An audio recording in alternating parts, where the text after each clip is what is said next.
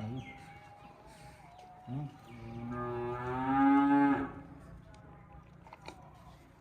ਬਸ ਛੱਡਾ ਬਣਿਆ ਇਹਨਾਂ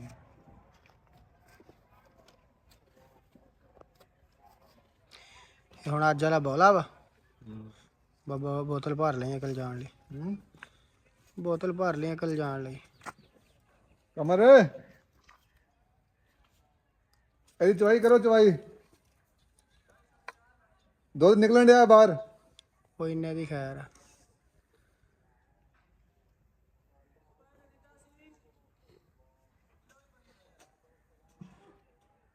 ਇਹਨੂੰ ਖੋਲ ਕੇ ਵੰਡਾ ਪਾਓ ਇਹਨੂੰ